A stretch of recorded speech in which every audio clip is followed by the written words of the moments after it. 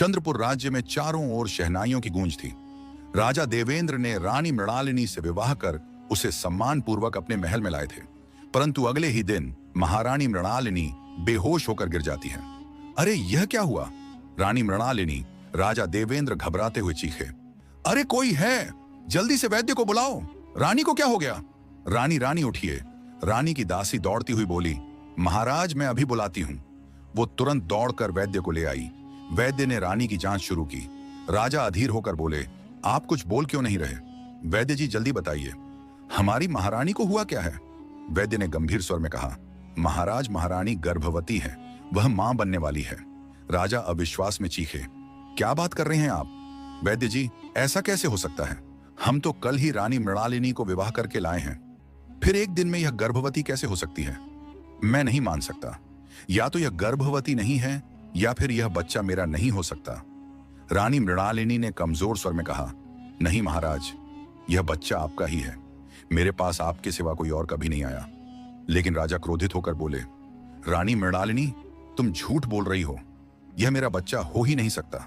भला एक दिन में कौन सी औरत गर्भवती होती है? क्या मजाक लगा रखा है तुमने? तुम हमारे सम्मान और कुल का सर्वनाश करने पर तुली हो। बहुत हो गया, हम आज ही तुम्हें मृत्युदंड की सजा सुनाते हैं। तभी मंत्री ने आगे बढ़कर कहा, महाराज अगर आपकी अनुमति हो तो यह कार्य मुझे करने दीजिए। मैं इस गद्दार रानी को बहुत ही कठोर सजा दूंगा, बस मुझे एक दिन का समय दीजिए। राजा ने कहा, ठीक है मंत्री जी, पर ध्यान रखना अगर तुमने इसे सजा नहीं दी तो उसका परिणाम तुम भुगतोगे। जो आज्ञा महाराज, आप निश्चिंत रहिए, मंत्री ने जवाब दिया। फिर वह रानी को लेकर घने जंगलों की तरफ निकल पड़ा। रास्ते में रानी ने गिड़गिड़ाते हुए कहा, मंत्री जी कृपया मेरी बात सुनिए, यह बच्चा महाराज का ही है, मेरे पास उनके सिवा कोई और कभी नहीं आया। मंत्री ने गंभीर स्वर में कहा, देखिए महारानी, अब यह बच्चा किसका है यह तो भगवान ही जाने, लेकिन मैं आपको मारकर पाप नहीं लेना चाहता। मैं आपको जीवित छोड़ रहा हूं, पर ध्यान रखना अब कभी इस राज्य में वापस मत आना। अगर महाराज को पता चला कि तुम जीवित हो तो वह मुझे भी मार डालेंगे और तुम्हें भी। रानी ने रोते हुए कहा, मैंने तो कुछ भी गलत नहीं किया, फिर यह सजा क्यों? मंत्री बिना जवाब दिए रानी को छोड़कर लौट गया। महल में लौटकर मंत्री ने राजा से कहा, महाराज मैंने रानी को जंगल में ले जाकर महल और जीवन दोनों से अलग कर दिया। अब इस धरती पर वह कभी आपको दिखाई नहीं देंगी। राजा ने प्रसन्न होकर कहा, यह बहुत अच्छा किया मंत्री जी, हम भी तो यही चाहते थे। शाबाश। उधर घने जंगलों में रानी अकेली भटक रही थी। वह रोते हुए बोली, हे भगवान, ये मेरे साथ क्या हो गया? मैं गर्भवती कैसे हो सकती हूँ? मैंने तो किसी पराये पुरुष के बारे में सोचा तक नहीं। फिर यह बच्चा किसका है? अब मैं कहाँ जाऊं? किसके सहारे जीऊं? यह बच्चा लेकर तो मैं अपने गांव भी नहीं लौट सकती। वह भूखी, थकी और टूटी हुई अवस्था में आगे बढ़ती रही। तभी उसे कुछ दूरी पर एक संत दिखे। संत ने पूछा, हे पुत्री, तू इतना रो क्यों रही है? रानी ने सारी बात बताते हुए कहा, बाबा यह बच्चा किसका है? मुझे कुछ समझ नहीं आ रहा। महाराज ने मुझे धोखेबाज समझा और सब कुछ छीन लिया। अब मैं क्या करूं? संत ने कहा, रो मत पुत्री, अग्नि परीक्षा तो औरत को देनी ही पड़ती है। सताई युग में सीता को देना पड़ा था और अब तुम्हें देना है। रानी ने कहा, बाबा मैं कुछ समझी नहीं। संत बोले, समय आने पर सब समझ जाओगी पुत्री अलख निरंजन। इतना कहकर संत वहां से चले गए। रानी सोच में पड़ गई। उन्होंने ऐसा क्यों कहा? क्या अब मेरी कोई अग्नि परीक्षा बाकी है? हे भगवान, अब मेरी राह कौन सी है? वह अकेली जंगल की ओर बढ़ती रही। हे भगवान, अब मैं क्या करूं? कोई रास्ता नहीं बचा मेरे लिए। मैं अपने बच्चे को कैसे बचाऊं? तभी सामने से एक साधु आया और बोला, रुक जा रानी, अब तू कहीं नहीं जा सकती। अब तू मेरे चंगुल में फंस चुकी है। रानी ने घबराते हुए कहा, तुम कौन हो? मुझे जाने दो। इतना कहते ही रानी बेहोश हो गई। साधु उसे लेकर अपनी गुफा में चला गया। जब रानी को होश आया वह चीखी, मैं कहां हूं? तुम मुझे जाने दो, मैंने तुम्हारा क्या बिगाड़ा है? साधु ने हंसते हुए कहा, अब तू कहीं नहीं जा सकती, अब तू मेरे कैद में है। रानी ने गिड़गिड़ाते हुए कहा, मैं गर्भवती हूं, मेरे अंदर एक संतान पल रही है, उस पर तो तरस खाओ, मुझे छोड़ दो। साधु ने क्रूरता से कहा, और भी अच्छी बात है, अब मैं एक साथ 2 की बलि चढ़ाऊंगा, जिससे मेरी शक्ति 2 गुनी हो जाएगी। रानी रोती गिड़गिड़ाती रही, नहीं नहीं, ऐसा मत करो, मुझे जाने दो। लेकिन साधु ने उसे कैद कर लिया। रानी ने सोचा, हे भगवान, अब मैं क्या करूं? मेरा बच्चा भी संकट में है, मुझे कुछ करना होगा। साधु बोला, अरे ओ रानी चुप हो जा, क्योंकि तेरी मदद करने वाला कोई नहीं है इस जंगल में सिवा मेरे। मैं कुछ सामग्री लेकर आता हूं, उसके बाद मैं तुम्हारी बलि चढ़ाऊंगा। इतना कहकर साधु गुफा से बाहर चला गया। रानी ने पुकारा, कोई है क्या जो मेरी मदद कर सके? क्या इस जंगल में कोई है जो मेरी पुकार सुने? तभी एक हिरणी सामने आई और बोली, कहो महाराज रानी, तुम इतना रो क्यों रही हो? तुम्हारे विलाप से पूरा जंगल दुखी है, बताओ हम क्या मदद कर सकते हैं? रानी ने आश्चर्य से कहा, तुम बोल सकती हो? हिरणी ने जवाब दिया, हाँ मैं इस जंगल की रक्षक हूं, इसीलिए बोल सकती हूं। बताओ, मुझे इस कैद से आजाद होना है। यह साधु मुझे और मेरे बच्चे की बलि देना चाहता है, मुझे बचाओ। हिरणी ने कहा, ठीक है, मैं तुम्हें आजाद कर दूंगी, लेकिन ध्यान रहे अगर फिर इसके चंगुल में फंसी तो हम सब संकट में पड़ जाएंगे। रानी ने वादा किया, मैं वादा करती हूं, मैं फिर कभी इसके हाथ नहीं आऊंगी। हिरणी ने पिंजरा खोल दिया और रानी भाग गई। भागते भागते वह महल की तरफ जाने लगी। उसने सोचा, मुझे महाराज को सब बताना होगा। यह दुनिया मुझे और मेरे बच्चे को नहीं अपनाएगी, केवल महाराज ही मेरी रक्षा कर सकते हैं। महल में पहुंचते ही बगीचे से आवाजें आईं। महाराज बोले, अद्भुत रानी, तुम कितनी सुंदर हो, मैं तुमसे प्रेम करता हूं। राजा ने जवाब दिया, महाराज आप सच में मुझसे प्रेम करते हैं? मुझे तो यकीन ही नहीं होता। पहले तो आपने मेरी शादी का प्रस्ताव ठुकरा दिया था। राजा बोले, ओ तब तो हम मृणालिनी से प्रेम करते थे, लेकिन अब हमारा मन बदल चुका है, अब हम आपसे प्रेम करते हैं। स्त्री ने कहा, मैं बहुत खुश हूं, अब आपकी रानी कहलाना मेरे लिए गर्व की बात है। राजा ने कहा, हम तुम्हारी जगह अब कोई नहीं ले सकता। यह सब सुनकर मृणालिनी चुपचाप पीछे हट गई। उसने सोचा, महाराज ने दूसरी शादी कर ली, वह भी नंदनपुर की राजकुमारी से। अब मैं क्या करूं? मैं उनकी खुशियों में बाधा नहीं बन सकती, मुझे लौट जाना होगा। रानी उदास होकर फिर जंगल की ओर लौट गई। अचानक वही साधु उसके सामने प्रकट हुआ और बोला, हाँ, मिल गई तू फिर से मेरे हाथों, अब तसल्ली हो गई। अब मेरी बात ध्यान से सुन, मुझे वह बच्चा चाहिए। रानी ने गिड़गिड़ाते हुए कहा, नहीं साधु, मेरे बच्चे को मुझसे मत छीनो, वो मेरा आखिरी सहारा है, मैं उसके बिना नहीं जी पाऊंगी। वैसे भी मेरी जिंदगी में अब कुछ नहीं है सिवाय मेरे बच्चे के। साधु ने कहा, यह बच्चा कोई साधारण बच्चा नहीं है, इसमें एक रहस्य है, एक शक्ति जो सिर्फ मैं जानता हूं, इसीलिए यह बच्चा अब मेरा होगा, और जब तक इसका जन्म नहीं होता तू कहीं नहीं जाएगी। रानी ने सोचा, हे भगवान, मेरी परीक्षा कब खत्म होगी? मैंने कौन से पाप किए थे जो यह सब दिन देखना पड़ रहा है? रानी को ना चाहकर भी साधु के साथ रहना पड़ा, और देखते ही देखते 9 महीने बीत गए। प्रसव के बाद रानी थकी हुई थी और बच्चा उसकी गोद में था। उसने कहा, मेरा बच्चा, अब हम यहां से भाग चलते हैं। इससे पहले कि साधु लौट आए, रानी बच्चे को लपेटकर गुफा से बाहर निकली। तभी साधु ने उसका रास्ता रोक लिया और बोला, तू क्या समझती थी कि तू मुझसे बचकर निकल जाएगी? ये बच्चा अब मेरा है। रानी चीखी, नहीं, मेरे बच्चे को मत ले जा, तू जो चाहे वह ले ले, पर मेरा बच्चा मुझे लौटा दे। साधु ने कहा, अब तुझे सजा मिलेगी मेरे सामने से भागने की। ओम हिम क्लीम। साधु ने मंत्र पढ़ा और जादू से रानी को मोर में बदल दिया। जा, उड़ जा, और याद रखना, अगर फिर कभी मेरी नजर के सामने आई तो मैं तेरा अंत कर दूंगा। यह बच्चा आज से मेरा हुआ। साधु बच्चे को उठाकर गुफा में गायब हो गया। रानी मोर के रूप में चीखी, कोई है, मेरी मदद करो, साधु मेरा बच्चा लेकर चला गया है, हे भगवान, मेरे लाल को बचा लो। तभी हिरणी फिर से सामने आई। रानी ने कहा, हिरणी तुम फिर से आ गई हो, मुझे बचाओ, मेरे बच्चे को बचाओ। हिरणी ने कहा, मैंने पहले कहा था, जंगल में दोबारा मत आना, अब मैं तेरी मदद नहीं कर सकती। रानी ने रोते हुए कहा, मैं महल गई तो महाराज ने दूसरी शादी कर ली थी, अब मेरे लिए कोई जगह नहीं बची थी, मुझे सिर्फ मेरा बच्चा चाहिए, उसे बचा लो। हिरणी ने कहा, अब बस भगवान से प्रार्थना करो, जहां भी तुम्हारा बच्चा हो वह सुरक्षित हो, अपना ध्यान रखना।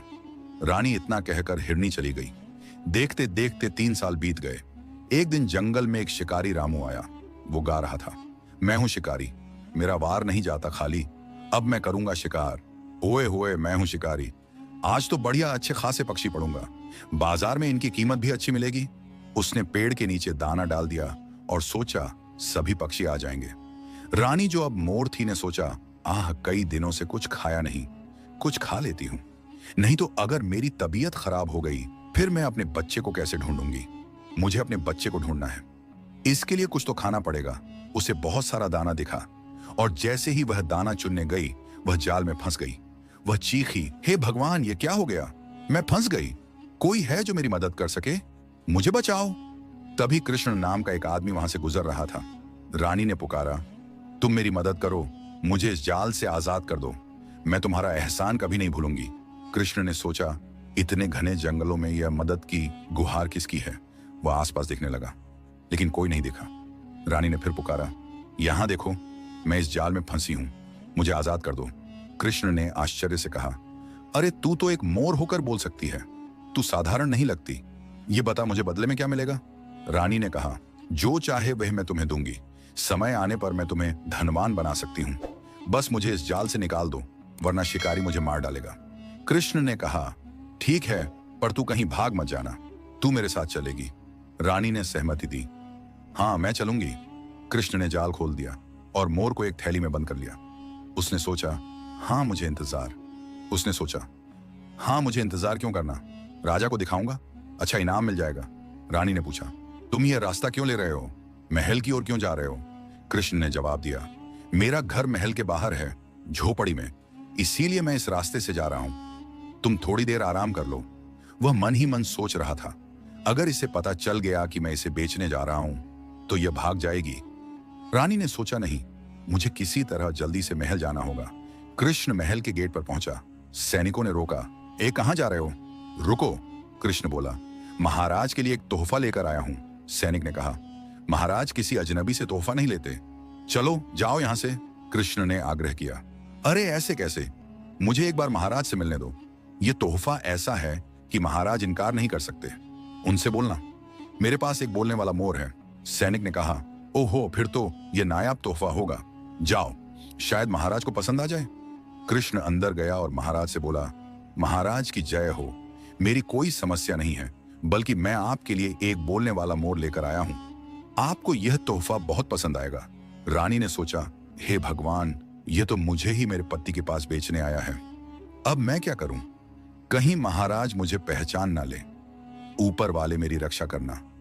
राजा ने प्रसन्न होकर कहा, वाह, यह तो सच में नायाब तोहफा लग रहा है। बोलो क्या चाहिए तुम्हें इसके बदले? कृष्ण ने कहा, महाराज अगर आप कुछ धन दे देते तो हमारा गुजर बसर अच्छे से हो जाता, क्योंकि मेरे घर की आर्थिक स्थिति ठीक नहीं है। राजा ने कहा, समझ गया, तुम्हें इनाम दिया जाएगा, अब से यह मोर हमारा हुआ। कृष्ण ने कहा, धन्यवाद। महाराज राजा ने मोर को देखकर कहा, यह मोर तो वाकई बहुत सुंदर है। चलो मोर, अब कुछ बोलकर दिखाओ, हम कब से तुम्हारी वाणी सुनने का इंतजार कर रहे हैं। रानी चुप रही। राजा ने कहा, अरे कुछ तो बोलो, घबराओ मत, शायद मालिक बदलने से थोड़ा घबरा रही होगी।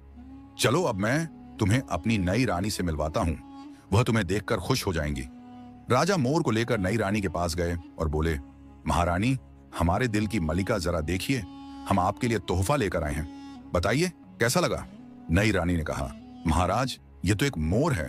राजा ने कहा, इसे मामूली मोर समझने की गलती ना करिए, ये एक बोलने वाला मोर है, आप जो कहेंगी वह बोलेगा, आपका मन लगा रहेगा इसके साथ। नई रानी ने कहा, सच में महाराज, आप मुझसे कितना प्रेम करते हैं।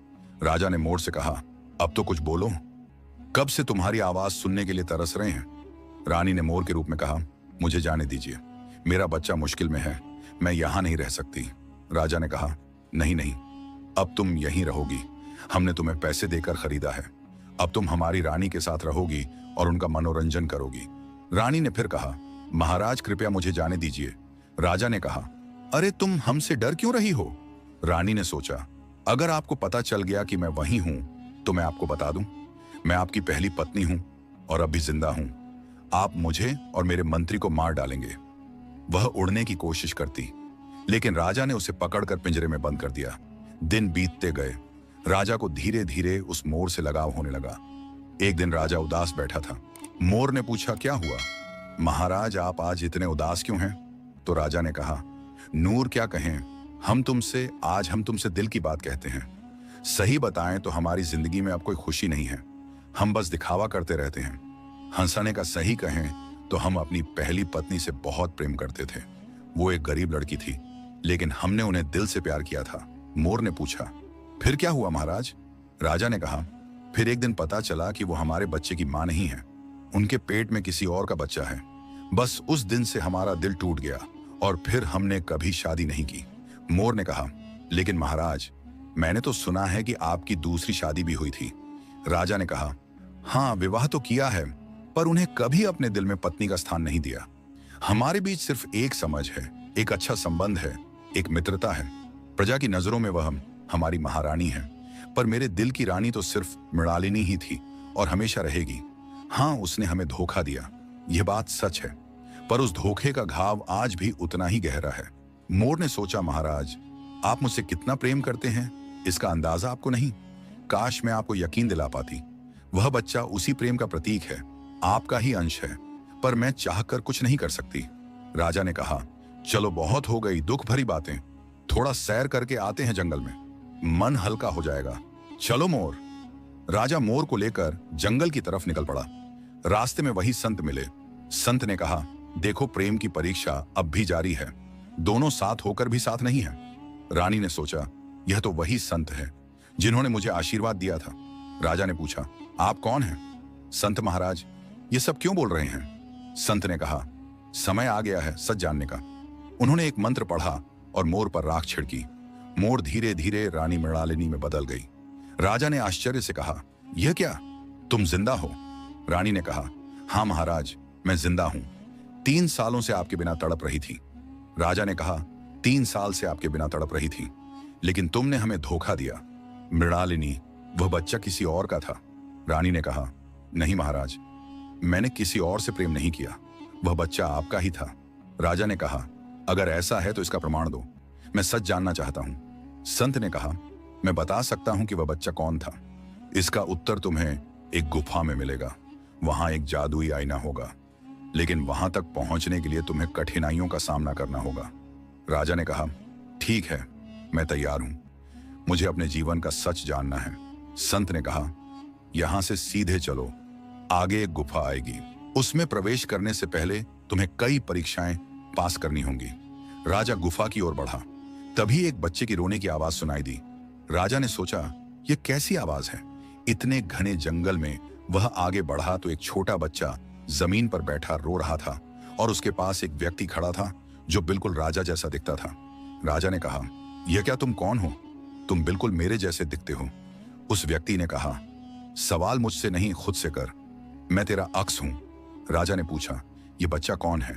उसने कहा, यही तो तुझे समझना है, यह बच्चा तेरा है, तेरा ही खून है। राजा ने कहा, यह संभव नहीं है, मैं जादुई आईने के पास जा रहा हूं। उस व्यक्ति ने कहा, मूर्ख मत बन, जो छोड़ आते हैं वही हमारी सबसे बड़ी जिम्मेदारी बन जाते हैं। यह बच्चा तुझसे जुड़ा है, अगर भटक गया तो न तुझे रानी मिलेगी, ना ये बच्चा, न तेरा वजूद। इतना कहकर वह व्यक्ति और बच्चा गायब हो गए। राजा ने सोचा, हे ईश्वर, यह सब क्या था? क्या सच में वह बच्चा मेरा था? मुझे गुफा तक पहुंचना होगा। तभी एक स्त्री प्रकट हुई और बोली, राजा, मुझसे विवाह कर लो, तुम्हारी दोनों रानियां मुझसे सुंदर नहीं हैं। मैं तुम्हें ऐसी संतान दूंगी जो इस दुनिया पर राज करेगा। राजा ने कहा, नहीं, मैं तुमसे विवाह नहीं कर सकता, मैं अपनी पत्नी मृणालिनी से बहुत प्रेम करता हूं। स्त्री ने कहा, मूर्ख राजा, तुम बड़ी गलती कर रहे हो। अगर मुझे अपनी पत्नी बनाओ तो तुम्हें किसी चीज की कमी नहीं होगी। राजा ने कहा, नहीं, मैं ऐसा नहीं कर सकता। स्त्री बोली, अगर तुम मुझसे विवाह नहीं करोगे तो अपनी बलि दे दो। राजा ने कहा, ठीक है, मैं अपनी बलि दे सकता हूं, पर विवाह नहीं कर सकता। तभी वह स्त्री एक अप्सरा में बदल गई और बोली, मैं बरसों पहले एक अप्सरा थी। अपने पिता की आज्ञा की अवहेलना के चलते मुझे श्राप मिला था कि जब तक मैं एक टूटे हुए हृदय वाले पुरुष का खून नहीं पीऊंगी तब तक मुक्ति नहीं मिलेगी। आज तुम्हारा खून पीकर मेरा श्राप समाप्त हुआ, अब मैं अपने लोक को लौट रही हूं। इतना कहकर अप्सरा आकाश में विलीन हो गई। राजा गुफा के द्वार तक पहुंचा। उसने सोचा, लगता है यही गुफा है, मुझे जल्दी अंदर जाना चाहिए। जैसे ही वह अंदर जाने लगा, एक आवाज आई, रुक जा राजन, मैं तुझे भीतर नहीं जाने दूंगी। जब तक तू मेरे 2 सवालों का उत्तर नहीं देता तब तक तू मेरे रहस्यों तक नहीं पहुंच सकता। राजा ने कहा, ठीक है, पूछो। आवाज ने कहा, पहली पहेली सुन, एक रत्न ऐसा जो ना धरती पर है ना आसमान में, फिर भी सभी उसे खोजते हैं। जो जिसके पास हो वो शांत, जिसके पास ना हो वो बेचैन। बताओ वो क्या है? राजा ने सोचा और कहा, सत्य। आवाज ने कहा, तेरा उत्तर तेरे इरादों से अधिक सच्चा है, अब तू भीतर जा सकता है। राजा गुफा में गया। उसने सोचा, यह गुफा तो सुनसान लग रही है, जादुई आईना कहाँ होगा? कुछ देर में वह जादुई आईने के सामने खड़ा था। उसने कहा, हे जादुई आईने, मुझे मेरी रानी का सच दिखा। बताओ, जो बच्चा उसकी कोख में था, क्या वो मेरा था? आईने ने कहा, सुनो राजा, वो बच्चा तुम्हारा ही था। ईश्वर ने तुम दोनों की प्रेम और विश्वास की परीक्षा ली थी। रानी उस परीक्षा में सफल रही, लेकिन तुम असफल हो गए। राजा चीखा, नहीं, मैंने अपनी पत्नी और बच्चे को ठुकरा दिया। हे भगवान, मैंने इतना बड़ा अन्याय कैसे कर दिया? मुझे माफ कर दो। आईने ने कहा, तुमने एक ऐसा पाप किया है जिसका प्रायश्चित तुम इस जन्म में नहीं कर सकते। राजा रानी के पास गया और बोला, रानी, मुझे माफ कर दो। मैं समझ गया वह बच्चा मेरा था। तुम सच कह रही थी। अब बताओ, हमारा बच्चा कहाँ है? रानी ने कहा, महाराज, वह बच्चा एक साधु ले गया। उसी ने मुझे मोर बना दिया था।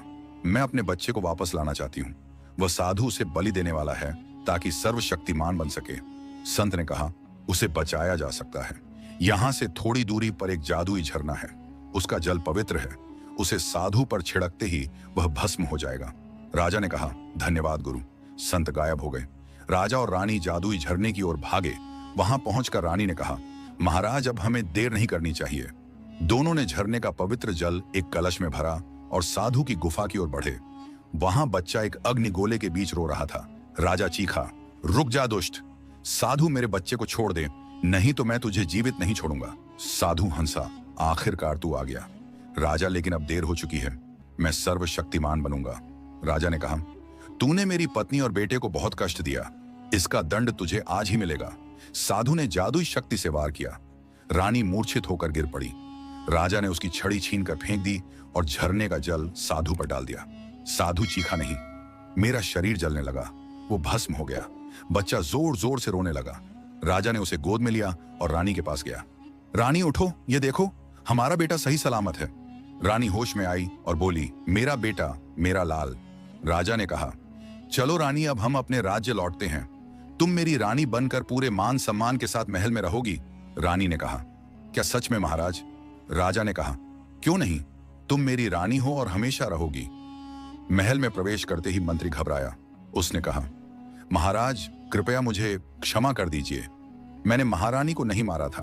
वो गर्भवती थी। मुझे दया आ गई थी। तभी दूसरी रानी कमला आई और बोली, महाराज, मैं यह विवाह नहीं करना चाहती थी। यह रिश्ता मैंने अपने पिता के कहने पर स्वीकार किया था। आप अपनी सच्ची रानी और पुत्र के साथ सुखी रहें। मैं महल छोड़ रही हूं। वह चुपचाप चली गई। राजा, रानी, मृणालिनी और उनका पुत्र एक दूसरे की ओर देखकर मुस्कुराए। उस दिन के बाद महल में फिर कभी कोई भ्रम नहीं रहा। केवल सच्चा प्रेम और विश्वास था।